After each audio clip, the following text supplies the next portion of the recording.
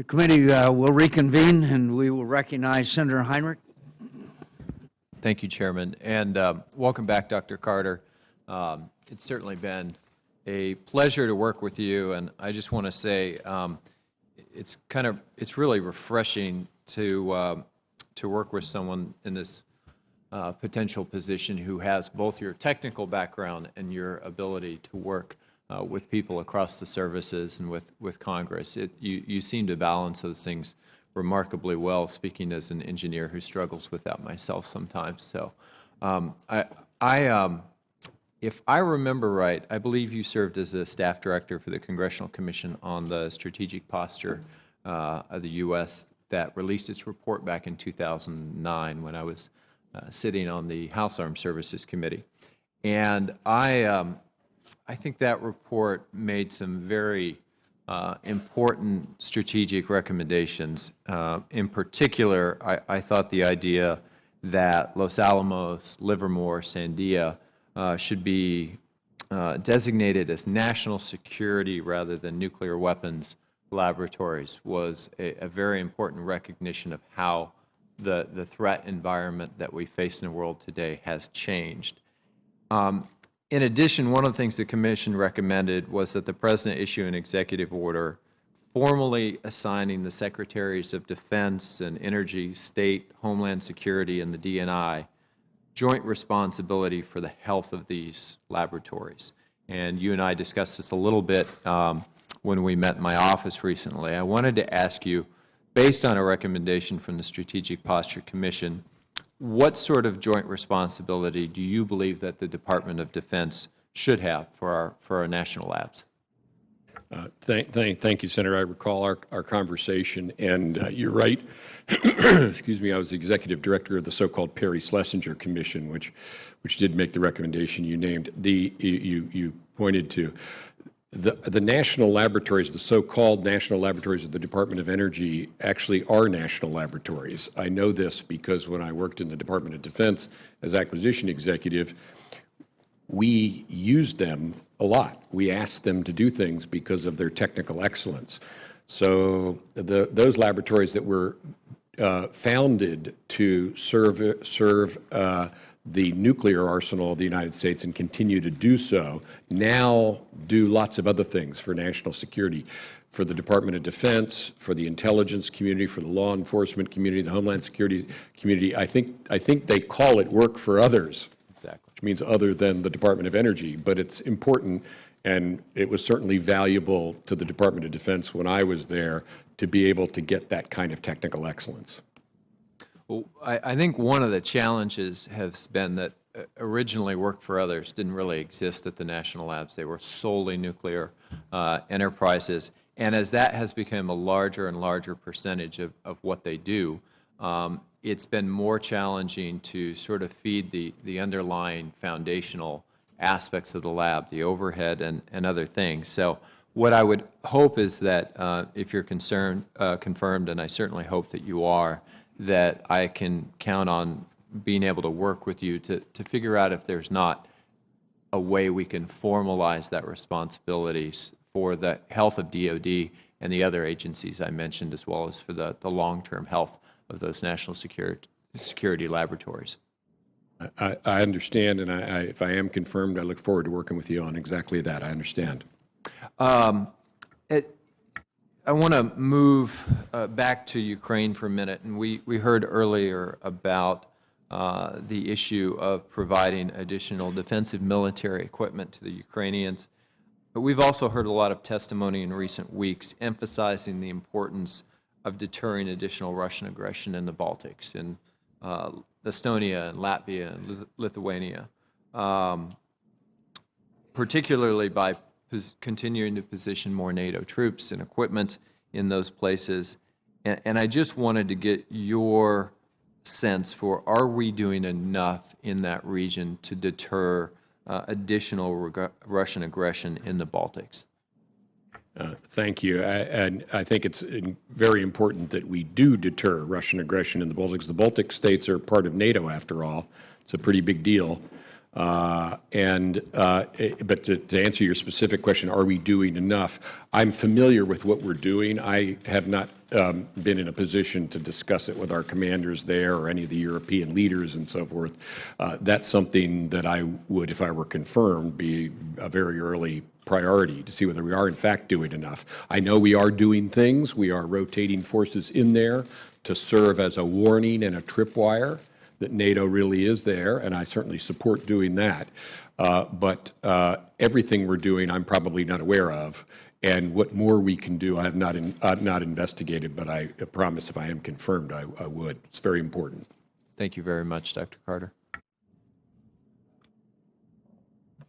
Dr. Carter, thank you for being here today. Thank you for your service to our country. Yesterday, we saw the Islamic State burn alive the pilot of one of our key allies. In recent months, they've buried women and children alive. They've crucified Christians. They've beheaded Americans and citizens of our allies. The leaders of the Islamic State, the ones who direct and in some cases commit these atrocities, have critical knowledge that we need to stop them. They know where hostages are being held. They have information that would allow us to go after the Islamic State's financial support. They know where other senior leaders are. Sure, they have a lot of intelligence value. If American forces were to capture one of these leaders, say Abu Bakr al-Baghdadi or one of his senior lieutenants, would you recommend that the President send him to Guantanamo Bay so he could be fully interrogated for intelligence value? I would certainly recommend that he be interrogated for his full intelligence value. It would be a legal determination about where he ended up and so forth. But I think it's important that we get that intelligence value if we do capture people like al-Baghdadi. Would you recommend that he stay in American custody or that he be transferred to the custody of an ally? As I sit here right now, I don't know enough to answer that question. That would be a legal determination about his ultimate disposition. But I think the key from a Secretary of Defense's point of view, prospective Secretary of Defense's point of view, would be, let's get that intelligence. And would you want to see him transferred to the United States mainland, given his Miranda rights, or otherwise put in an Article III federal court? Again, I don't know enough to know how that, what the ultimate disposition would be appropriate, but I do know that it would be important to interrogate that individual. So whatever the ultimate disposition or legal process was, it should make provision for interrogation. Thank you. I want to move to the recommendations of the National Defense Panel for the overall military budget. The National Defense Panel, as you know, is a bipartisan and congressionally mandated panel that reviewed the 2014 QDR. That panel stated, quote, Congress and the President should repeal the Budget Control Act immediately and return as soon as possible to at least the funding baseline proposed in Bob Gates's FY 2012 defense budget, end quote. The panel went on to note that while even that amount would likely be inadequate, it represents, quote, the minimum required to reverse course and set the military on a more stable footing. Do you concur with the National Defense Panel's recommendation that Bob Gates's FY 2012 recommendation for the coming fiscal year is the minimum funding baseline needed for the Department of Defense?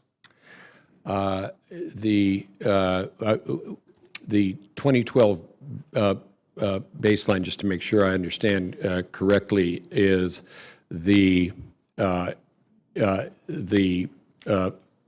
would have removed $500 billion from the defense plan at that time. Sequester would have removed twice that, and so I don't know what the National Defense Panel said, but I would say that if what they were saying was that the sequester level was unacceptable and that the level that Secretary Gates recommended was the one that they supported, I actually supported that too, and continue to think that sequester is a bad idea. And I am familiar with the results of the National Defense Panel and its membership, which was very distinguished. So to be exact, Secretary Gates's FY12 budget said in FY16 the budget should be $610 billion. At sequester levels, it would be just under $500 billion. I believe the President recommended approximately $535 billion. So this would be another $70 billion plus that the Defense Panel recommends for the coming year. I see what you're saying. Yes, that's absolutely right. And I think the Defense Department budget has been under pressure now for the last 3 or 4 years in a way that I experienced the effects of firsthand, and they're damaging. And that's one of the reasons why I want to get back on track to getting enough money for defense by getting rid of sequester. So while $535 billion or some congressional number in that neighborhood might be better than $500 billion, you think $610 billion, as recommended by that panel, is the minimum necessary to put our military back on the right course? I wouldn't say it's the minimum necessary to get us back on the right course. We're obviously not going to get that amount of funding, but I can tell you that we can make good use of, I believe, that is, the Department of Defense can make good use of the funding the President has requested. And I'll say one other thing, if I'm Secretary of Defense, I would like to see more spending on defense. I'm very open about that. I want to get sequester, and I would like to see us spend more on defense. I think that we're having, and this may have been what the NDP was getting at, we're having to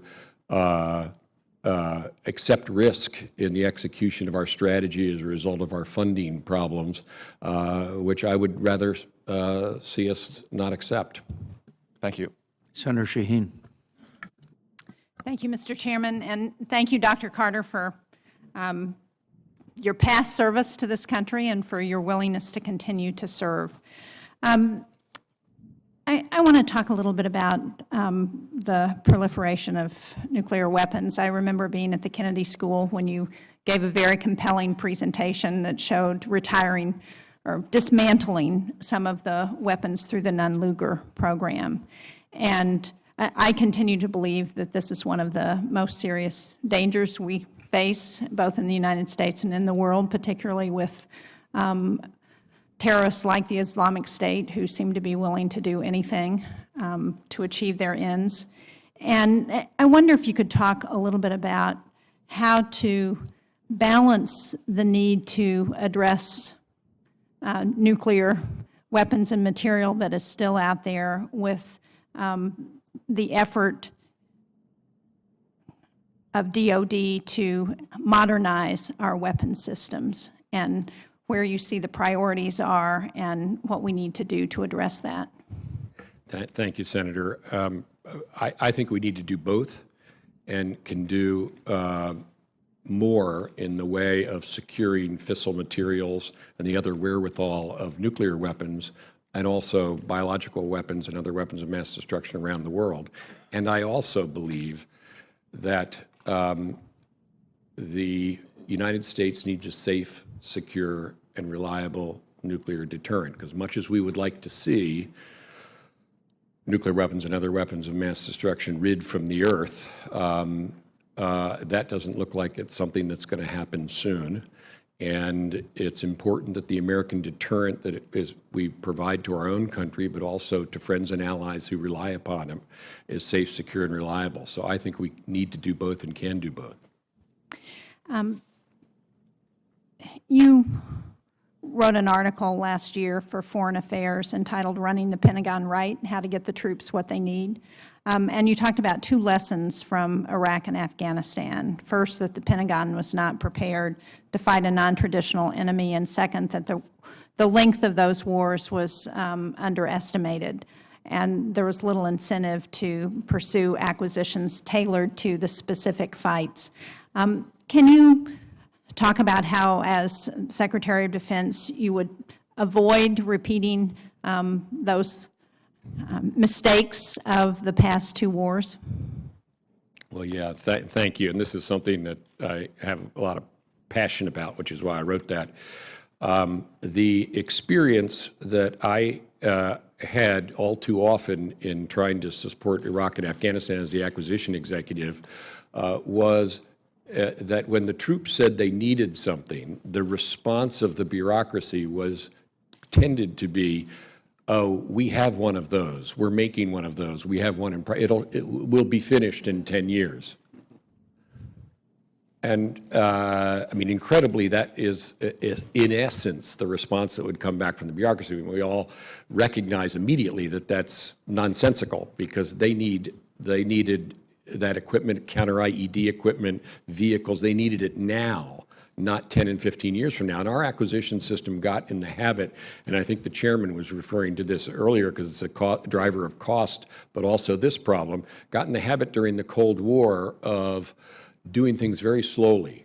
The Soviet Union, we always had plenty of time. There was the Soviet Union, it was the Cold War, it would go on for a long time, and we would have programs that extended over 10 and 15 years. You can't do that when you're in the middle of a war and people are dying and success depends upon you're acting more quickly. So I obviously feel passionately about that. I think anybody who observed that bureaucratic tendency would have the same attitude I did. And we've got to turn faster as a military. It's not only when you're in war, when you're in competition with other countries that are using the global technology base to advance their own military.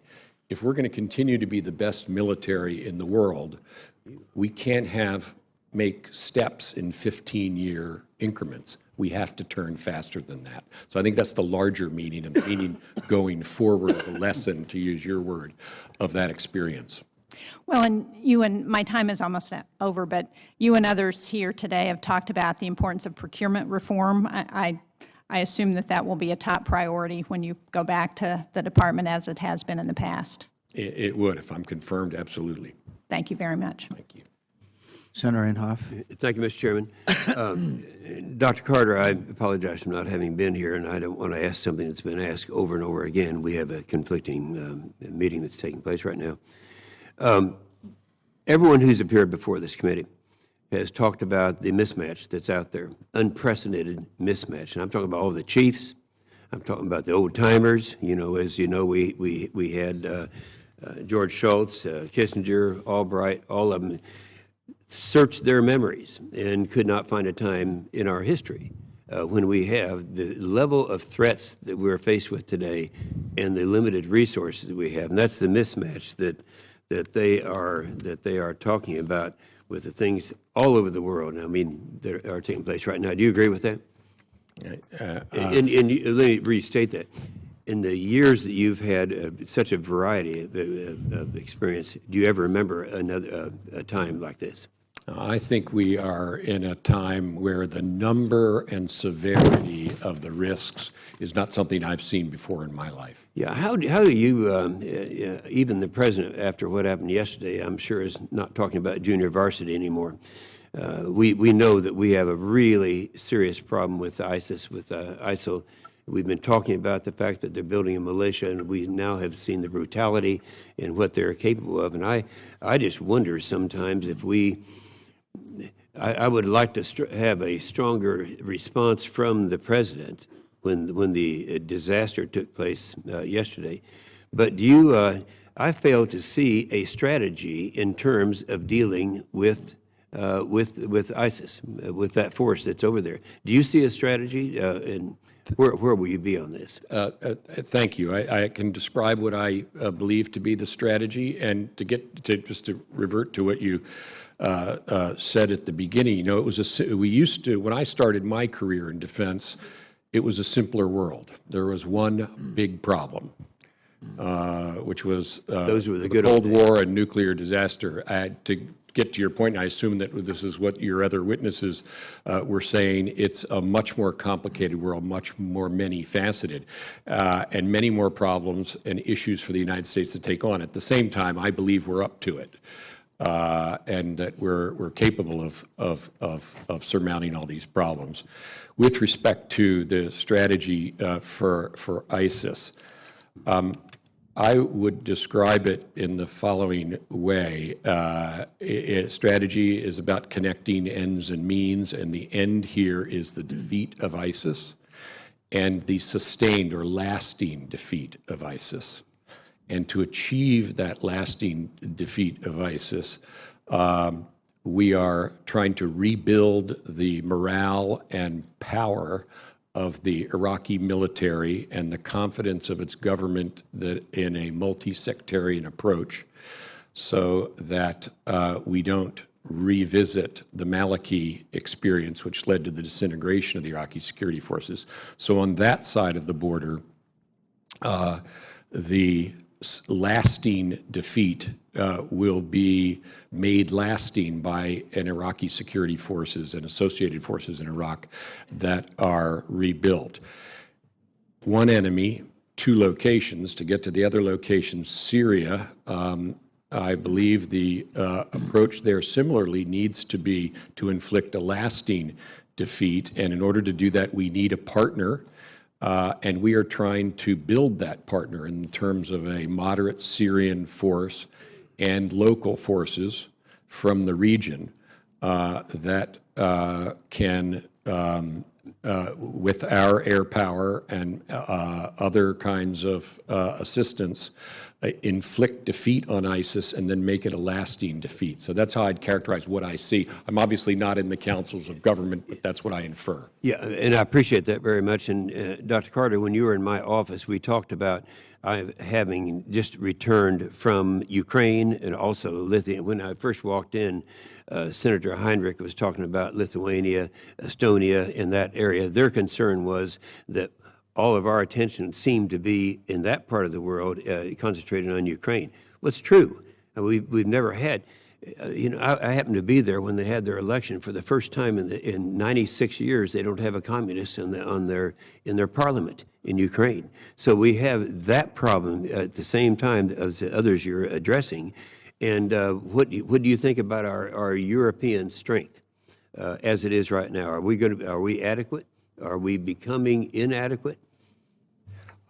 I think that our strength in Europe is our alliance with NATO and the political solidarity that represents, which is very important when it comes to the Baltic states, and also the response in Ukraine, which, while not a NATO nation, is certainly a European nation, and European unity is an important part of that. So one of our strengths is that. Another strength, of course, is our military strength.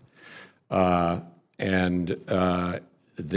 I understand that we are adding forces, rotational forces, to the Baltic states as a presence there, as a deterrent to any Russian kind of adventurism on the part of Russia in those states. I certainly support that, and if I'm confirmed, I'd want to look into what more we can do to do that. I'd also say I wish the European states, and many Secretary of Defenses have said this over the years, were investing more in their own defense.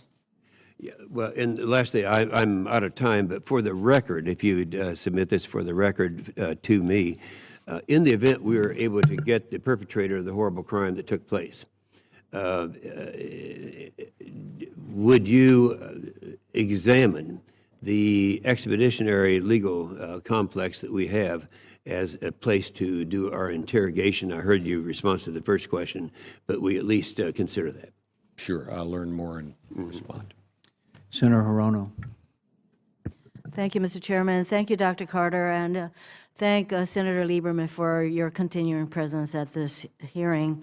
Dr. Carter, I appreciate your acknowledging at this hearing the importance of the seriousness of sexual assault in the military. And in response to questions that have been submitted to you, you said that you would take a personal role in addressing the prevention and dealing with this scourge in a much better way. So I will have a continuing interest in seeing how you do in that regard. I also agree with you that the security of our country is very much dependent, I would say, on maintaining the stability in the Asia-Pacific area. So, of course, we need to continue our commitment to the rebalance and at the same time be able to deal with the instability in other parts of the world. Now, President Obama recently visited India and announced a series of bilateral agreements with Prime Minister Modi. Can you talk briefly about the future of the U.S.-India relationship in the context of our rebalance commitment? Thank you, Senator. The rebalance is a rebalance not only within Asia, to the Asia-Pacific area, but within it. Our historic focus has been East Asia, and I think that your question points to the importance to pay greater attention to South Asia as well. India is, in my view, destined to be a strategic partner of the United States. It's a large democracy, shares a lot of our political values and values of pluralism. So I think that destiny will bring us together, but I'm for hastening that. And in the military-to-military area and the defense cooperation and technology cooperation areas, I think there's a great deal that we can do with India. And if I'm confirmed, I would take a strong interest in doing that. Thank you. Do you view U.S. energy security as a vital component to our overall national security, and clearly on the military side? And so what role, if any, do you believe that the Department of Defense has in supporting efforts to increase U.S. energy security? I think energy security is an important part of national security, and the Defense Department does play a role, not a central role, but a role in energy security. I think every dollar we spend of the defense budget, we need to be able to justify on defense grounds. And we make some investments in energy technology because they pay off for the defense budget and for the soldier. We make investments in batteries, for example, solar cells, things that are insulation, buildings, making them more energy efficient so we can save money. So in some ways, the Department of Defense, like other large institutions in the country, is investing in energy efficiency in the future. And I think that's an important thing to do. DOD is the largest user of energy in the federal government. Regarding acquisitions, with your experience in the defense acquisition process, including the time in which you led the acquisition technology and logistics directorate at the Pentagon, as you review our DOD acquisition program with its various cost overruns, delays, et cetera, which others have noted, including the chairman, what would be your first priority to improve the acquisition process? For example, would you look at the kind of contracts that we enter into, training, requirements process? What would be your first priority to improve matters? All of those are important. To take the point you made about contract structure, contracts are a way of providing incentives to industry to control costs and meet schedule. That's an important part of negotiating a strategy. To get to your other suggestion, in order to negotiate those contracts well, we need people on the government side who are capable, who understand acquisition and who understand industry. I am in favor of reintroducing to the acquisition system the role of the customer, which is the chiefs of the military services. I think that's been a proposal made by others with which I associate myself. So there's no one silver bullet. There are many things that we need to do to improve acquisition. Thank you. Senator Fisher. Thank you, Mr. Chairman, and thank you, Dr. Carter, for your service and your willingness to continue that service to our country. I appreciated our frank conversation that we had in my office the other day, and look forward to many more in the future. In that conversation and today also, you talk about the deterrence, our nuclear deterrence in this country as being the bedrock of our defense. I appreciate your views on that, and I agree with your views. We also talked about modernization and the importance of modernization and how, as a country, we need to step forward and really see that through if we are going to continue to enjoy the security that we have as a country. So thank you for your comments on that. In 2013, you led the Strategic Choices and Management Review, and in that review, one of the decisions was to reduce major headquarters budgets by 20% by 2019. That plan was required in our NDAA and FY 2014, but the GAO has issued several reports that really cast doubt on if that is going to take place. And even if we have an accurate picture on what the full resources currently are that are devoted to that headquarters staff. So a couple questions here. Will you, if confirmed, maintain the goal of that 20% reduction in headquarters budget and staff? And how are you going to accomplish it if we don't have any idea of what those numbers are? I certainly think it's important to diminish headquarters staff and other forms of overhead. I think the 20% goal was a sound one. I do not know where it stands in terms of implementation now, but if I am confirmed, I'll get back to that and try to meet that goal, because we just got to get rid of the overhead here so that we can spend the dollars we have on the warfighter, which is what it's all about. Have you seen the GAO report questioning if those numbers are even out there, if they're even available? And if you believe that, how are you going to get the numbers? I have not seen that GAO report, but if I am confirmed, we'll find out where the department stands in terms of implementing that goal, and if they're off track, try to get them back on track, because I think it's a good goal. Do you think now is the time that we should look at elevating cyber to its own command, or even with the commission that we had yesterday, there's a recommendation in that commission for a joint readiness command. When we look at overhead and administrative costs, what would be your initial response to those that are promoting ideas for additional commands? Well, I mean, I'm all for paying much more attention to cyber and think we need to do that. But the creation of new commands and new headquarters in this budgetary environment is something I think we need to look at very closely and very cautiously.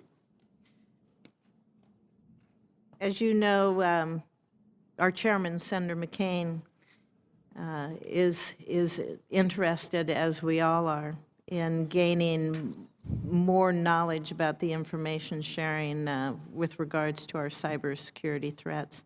That's one area that I believe has broad support. We know there is support not just from members of this committee and members of Congress, but also the President has discussed the need for information sharing on those cybersecurity threats. I agree that information sharing and better defense is a first step, but do you think that we can achieve relative cybersecurity simply by improving those defenses? Or do we need to perhaps go on the offense and impose more, I guess you could say, visible costs with regards to our actions on cybersecurity? I think both are important. We need to improve our defenses, but we also need to improve our abilities to respond. And those responses can be in cyberspace or in other ways, but certainly they should include the option to respond in cyberspace. And the option to respond, would you say that would include demonstrating that we have the capability to do so? Is that part of our deterrence when it comes to protecting our country, our agencies, and private businesses when it comes to cyber attacks. I agree with you. I think deterrence requires that a potential aggressor know that you have the capability to respond. And they obviously can't know all the details of that, or they may be able to counter your response, but they certainly should know that you can respond. And would respond if necessary. And would respond, absolutely. Thank you, Dr. Carter. Thank you, Mr. Chairman. Senator McCaskill. Thank you. So many questions, so little time. I want to associate myself with the remarks of the chairman about the weapon systems. You are in a special position because you have been in the weeds, so to speak, on all of this in your previous position, and we worked together on wartime contracting reforms, which now are in the statutes, and I know that you will be aggressive about making sure that all of those provisions are adhered to. I also want to address a question to you for the record on the murky line of responsibility on the building of infrastructure during contingencies in theater while we're fighting. I think what we've learned in Iraq and Afghanistan through the Special Inspector General's reports is that this line of passing back and forth responsibility for building roads, building highways, building grids, building health centers, building water systems, building power plants between AID and defense has made it very difficult for us to really hold everyone accountable that needs to be accountable for dramatic failures. And on that note, I wanted to specifically talk about Special Inspector General's reports. Last week, I learned that for the first time in 6 years, the Special Inspector General's reports as to the way we are accomplishing our mission in Afghanistan for training and equipping the Afghan National Security Forces and Afghan police was going to be classified by General Campbell. This had never been done before. Those reports are essential to robust oversight. I kicked up dust last week about it, and on Monday it was announced that General Campbell was evidently reversing his decision in some regard. I want to ask your commitment to make sure that throughout the chain of command there is an understanding that the decision to classify is a very, very precarious decision, because if you don't do it when it needs to be done, it's a problem. But if you overclassify, it removes the ability of us and the taxpayers to hold the military accountable. And I wanted to bring that up to you and ask you for your commitment in that regard. I give that commitment. I also wanted to briefly talk about sexual assault in the military. The report that came out in December, while it still shows work to be done, I think it's important that on the record we talk about the success that we have had. Reporting is up. We've gone from 1 in 10 victims coming forward to 1 in 4 in a matter of a few years. Incidence is down. Importantly, restricted reporting is up. And maybe in the most important information in that report that hasn't gotten a lot of cover is that in anonymous surveys and focus groups with victims, more than 2/3 of the victims said they had complete confidence in their commanders and how they are handling these crimes, and that they feel that their privacy is being respected and that they are being supported. That is huge, and I wanted to point that out because I do think we're making progress. But on retaliation, that same report, as Senator Gillibrand pointed out, we still have a 62% rate of retaliation. If you look at the report, you realize it's not retaliation by the convening authority, by the command that is making the decision as to whether or not to go to general court-martial. Rather, it is peer and low-level command that is causing the problem. In our reforms, we made retaliation a crime. We expect to get a report on how many instances that crime has in fact been pursued within the military justice system. The reforms obviously just went into place a relatively short time ago. What do you plan on doing in connection with this retaliation problem and with this new crime within the military justice system to pursue it?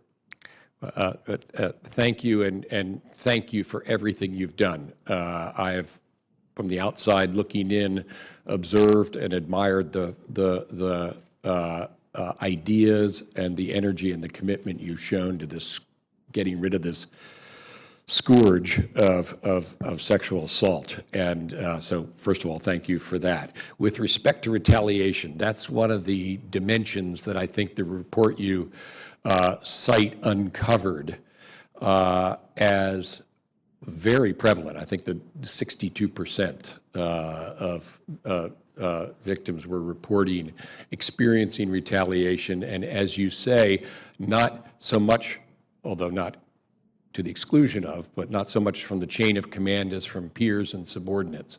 And you're right, this is a crime, and its prevalence suggests that we're not doing everything that we need to do to root out that crime. So if I'm confirmed, you can count that I am attentive to this issue of retaliation and determined to do something about it. I'll look forward to working with you if I am confirmed. Thank you very much, Dr. Carter. I look forward to working with you. Senator Lee. Thank you very much, Dr. Carter. It's a pleasure to have you here. I appreciate your willingness to be considered for this position. Appreciated the visit we had in my office the other day, and you've certainly proven yourself as someone who knows a lot about the Department of Defense, having served at its highest levels as Deputy Secretary in the past. I want to talk about a few things. First, let's talk about the F-35 for a minute. The F-35 is an amazing system with units at Hill Air Force Base that are set to be hosting the F-35 starting this fall. It's a program, however, that has been marred by some delays and some cost overruns, as you know. As the Department of Defense looks at acquiring other new weapons systems and equipment to make sure that we maintain our technological advantage over our adversaries, I think it's important not only to work time and cost efficiencies and acquisition into the equation for such programs, but also to integrate that with logistics and maintenance processes that are absolutely essential to make sure that we get our money's worth. And of course, with a program like the F-35, the biggest single expense through the life cycle isn't just acquiring it, it's also maintaining it and making sure that we get our money's worth out of it. Given that the Department of Defense has been reforming the acquisitions process in various ways for decades, what would you do differently not only to improve that process, but to make sure that acquisitions and development and logistics are all aligned in a way that increases the life cycle and increases the efficiency and utility of these various weapon systems? Well, thank you, Senator. It is exactly as you say. The lion's share of the cost of any weapon system is not in buying it, but in having it, which is why, to get to the F-35 example that you cite, the long-standing battle to control cost in the Joint Strike Fighter program, which I've been part of but is still ongoing and has to go on as long as that program is in existence. It's not perfect yet. It's a long way from that. Has to extend into the sustainment phase of the aircraft. We've worked on cost control and development. We've worked on cost control in the production of the aircraft, and we need to work on cost control in sustainment as well, exactly as you say.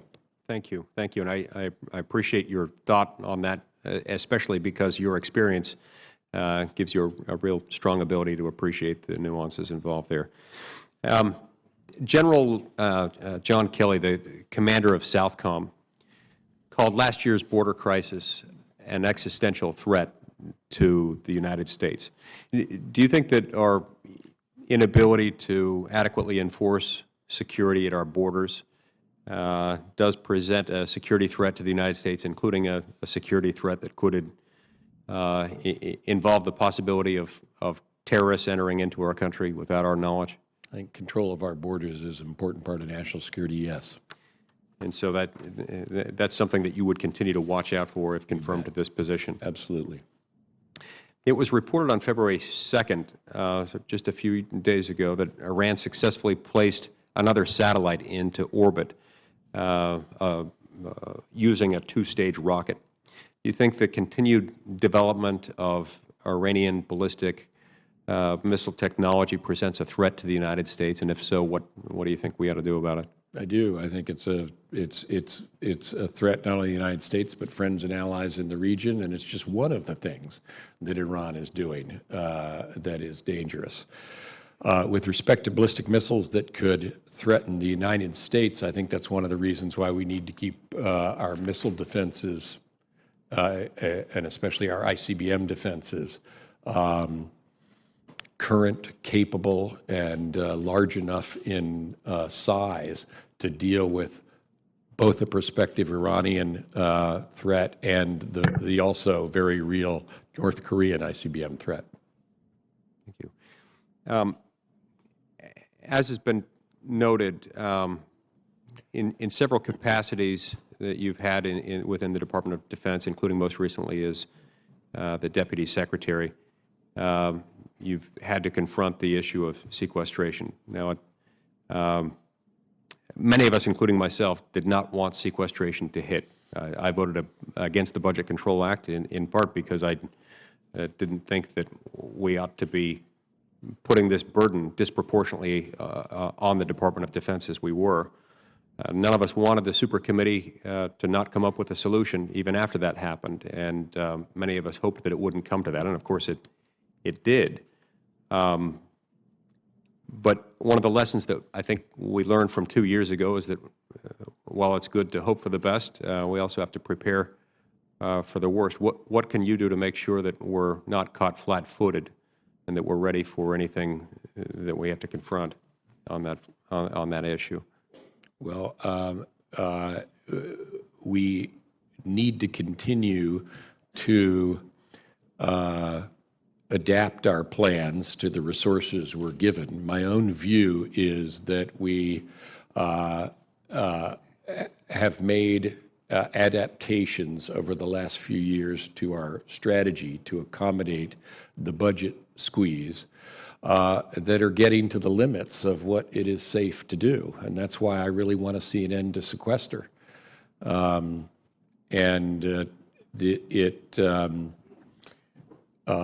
We need to do more to spend the defense dollar better, and I'm all for that as well. But it's also basically, it's the truth that we are getting to the point where we have bent the strategy, as the phrase goes, and I don't think it's safe to keep bending it. Thank you. I see my time's expired. Thank you, Mr. Chairman.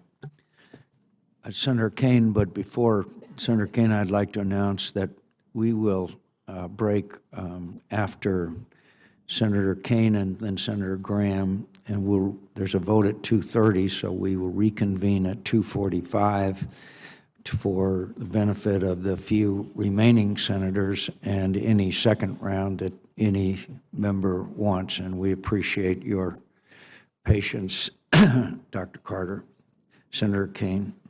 Thank you, Mr. Chairman, and thank you, Dr. Carter, for your strong testimony today. The chair and the ranking member in their opening comments put the issues on the table, and I want to just focus on two of them, the elimination of ISIL and Afghanistan. Senator Donnelly asked if the elimination of ISIL should be the goal. We all had the experience as Foreign Relations and SASC members yesterday of visiting with King Abdullah at a very emotional and difficult time. But I was struck by something he said to us. He said, look, we need you desperately. However, this is a fight that's the region's fight. If we're not willing to stand up against extremism in the region, there's no amount of outside forces, as powerful as they can be, who will be able to beat this fight. And he really took ownership of it in a way that I thought was pretty courageous. Do you think it is possible for the United States military to eliminate ISIL on our own, or even with other Western nations, if the region doesn't go all in to combat the homegrown jihadism that is exemplified in its most brutal form by ISIL? We have to have regional partners because we have to make sure that the defeat inflicted upon ISIL is a lasting defeat. And for that, there needs to be conditions created where ISIL is now occupying territory that don't make it a breeding ground for victory for that kind of what's the right word, malignant and vicious kind of terrorism. So the United States involvement is, I believe, essential. It's necessary, but it's not sufficient to have lasting victory. I would share your view, necessary, essential, not sufficient. It is still my hope that the White House will send to us a draft authorization for use of military force. I think after the President's comments in the State of the Union, that seems more likely. I don't think this is a war that can be waged in perpetuity without Congress weighing in and putting our thumbprint on the mission and saying that if we're going to ask people to risk their lives in the mission, Congress is going to debate and vote and authorize it. But if we have that debate about the American role, I mean, one of the things that I think is notable, if in fact the region has to go all in against the ISIL threat, so far 80% of the airstrikes that have been carried out against ISIL have been U.S. flown.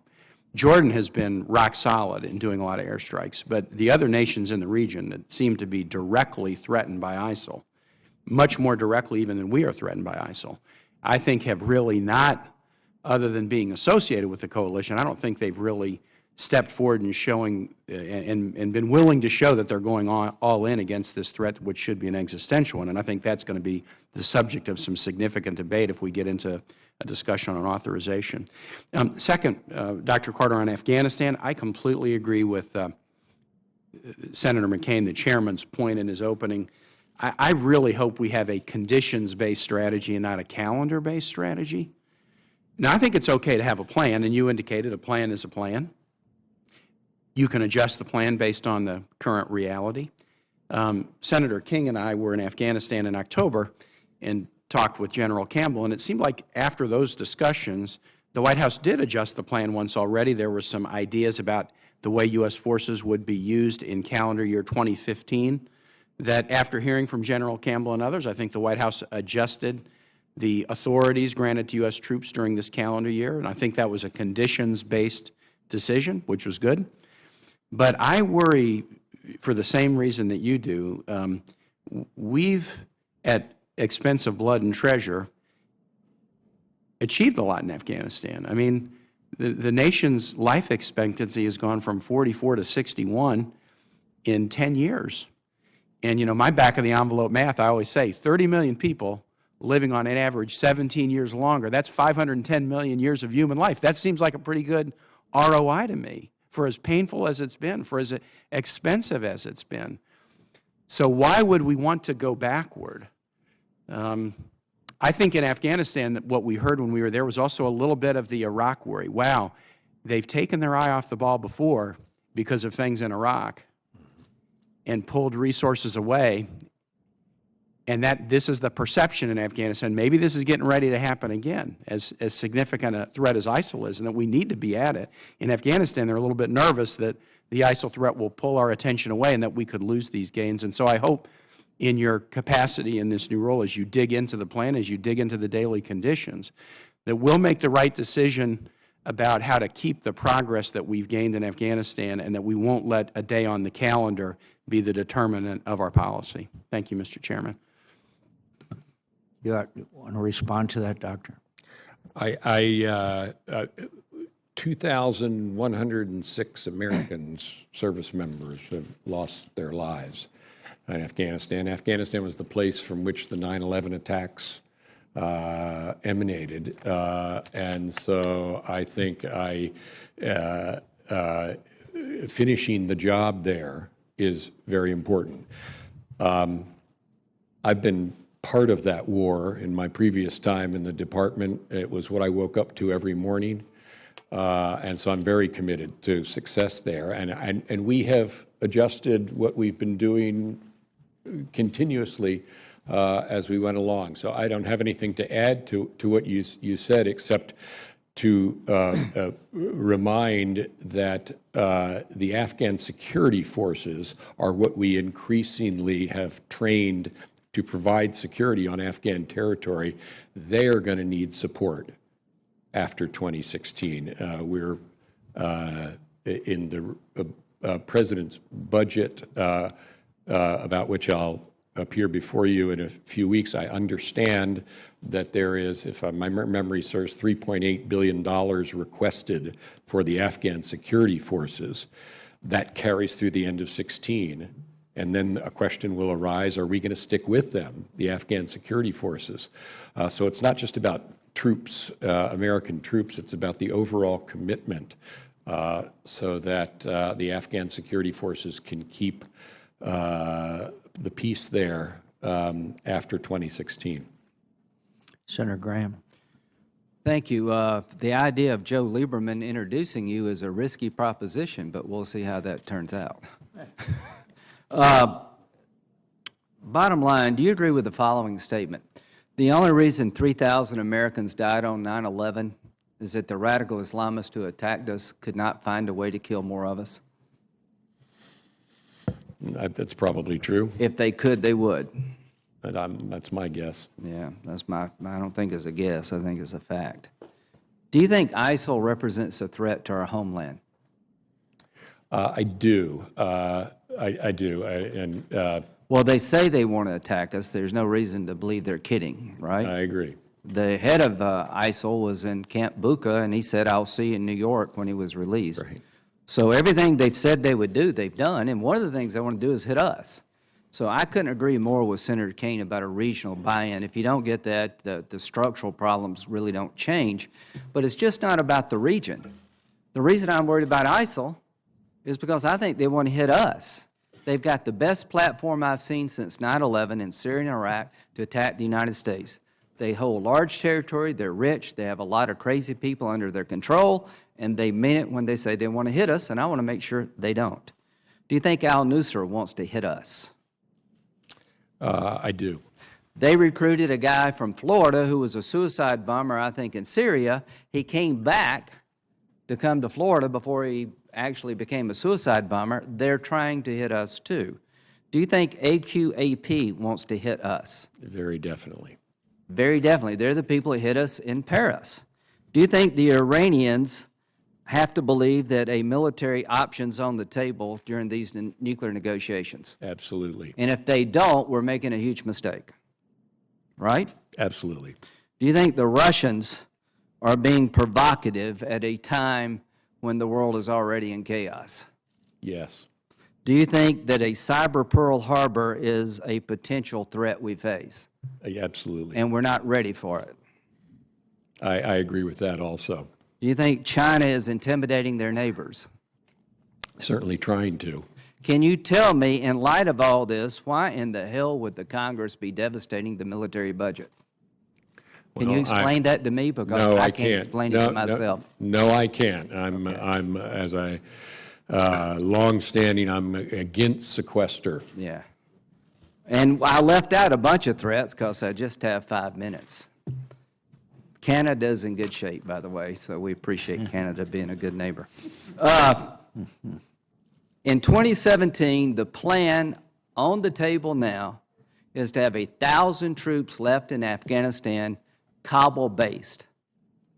Do you agree with me, given the conditions that exist in the region, the likelihood of a reemergence of al-Qaeda and other terrorist groups along the Pakistan-Afghan border, we would be wise to have troops outside of Kabul?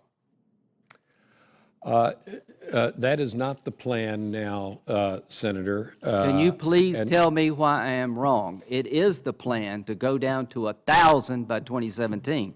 They increased the number of troops in 2015, but it is the plan, and if you're going to be Secretary of Defense, you need to understand the plan. The plan is to go to 1,000.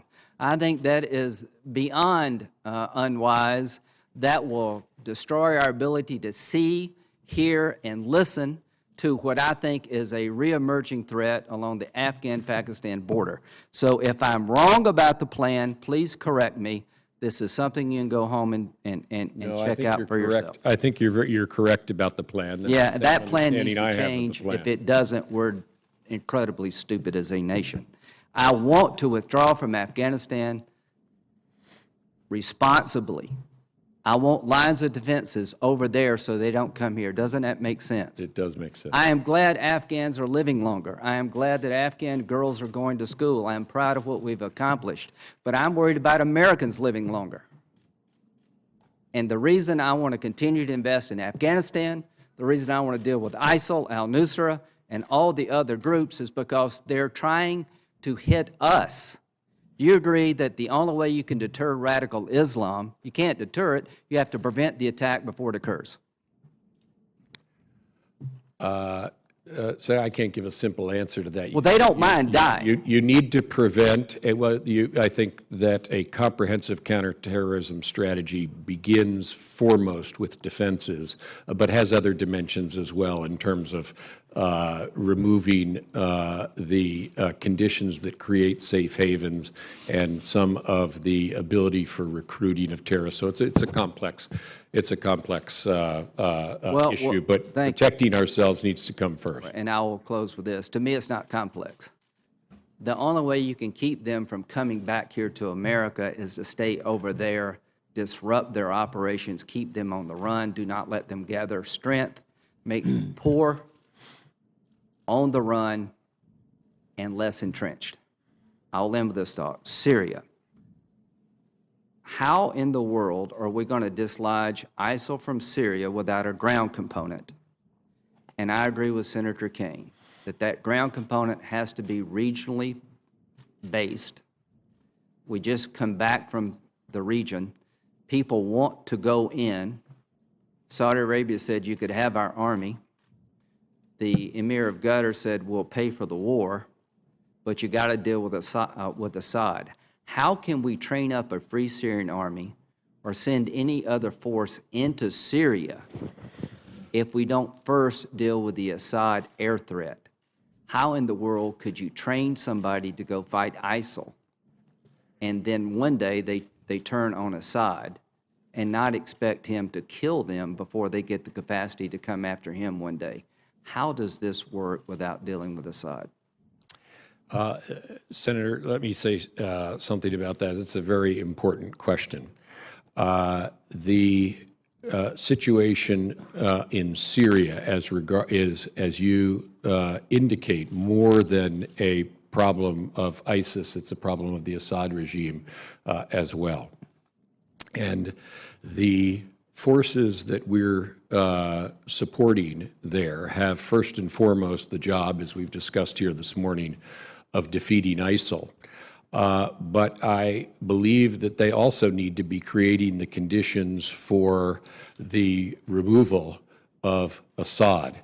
That's a much more complex task. I understand that. I'm not trying to oversimplify it, but I think that's got to be at the end of the road. And if that's what you're pointing to, I completely agree with you. Well, could I just say, you really didn't respond, in all due respect, Dr. Carter, to sending young Syrians in, training them in Saudi Arabia, and sending them into Syria to be barrel bombed by Bashar Assad. The morality of that alone, much less the unworkability of it, is in contradiction to everything the United States ever stood for or fought for. I hope you will rethink your answer to Senator Graham's question. This idiocy of cooperating with the Iranians and also taking, quote, ISIL first, of which Bashar Assad is the father, is nonsense and, as I say, immoral.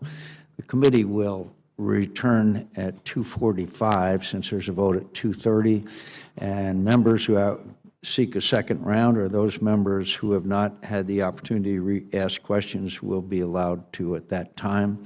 And so we'll stand in recess till 2:45. Thank you.